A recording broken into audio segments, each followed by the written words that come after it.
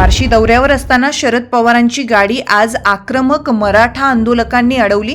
त्यानंतर पवारांच्या गाडीसमोर येत मराठा आंदोलकांनी जोरदार घोषणाबाजी केली। पवारांनी मराठा आरक्षणाबाबत आपली भूमिका स्पष्ट करावी अशी आंदोलकांची मागणी होती। या सगळ्या प्रकारामुळे काही काळ गोंधळ उडाला।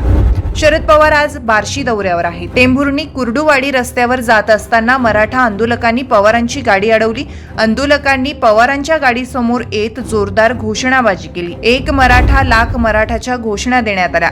आंदोलकांनी मराठा आरक्षणाबाबत तुम्ही भूमिका स्पष्ट करा अशी मागणी पवारांसमोर केली। गोंधळ वाढल्यानंतर पवारांनी आपल्या गाडीचा दरवाजा उघडून आंदोलकांशी संवाद साधला। त्यानंतर आपला पाठिंबा आहे असं म्हणत पवारांनी आंदोलकांशी चर्चा केली। त्यानंतर त्यांची गाडी सोडण्यात आली। यावेळी जोरदार घोषणाबाजी करण्यात आली। आज सकाळी बार्शीत 11 वाजता शरद पवार यांच्या उपस्थितीत मेळावा होता। तेथे नव्याने निवडून आलेल्या खासदारांचा सत्कार होणार होता। शरद पवार आज सायंकाळपर्यंत बार्शीत आहेत।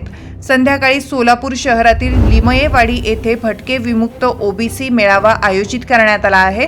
त्यालाही उपस्थित राहतील। त्यापूर्वी मनसेचे तालुका प्रमुख सागर लोकरे आणि मराठा आंदोलकांनी शरद पवारांची गाडी अडवली होती। मराठा आरक्षणाबाबत भूमिका स्पष्ट करण्याची आंदोलकांनी मागणी केली। आंदोलकांनी गाडी अडवल्यानंतर पवारांनी कारचा दरवाजा उघडला आणि आंदोलकांचं म्हणणं ऐकलं।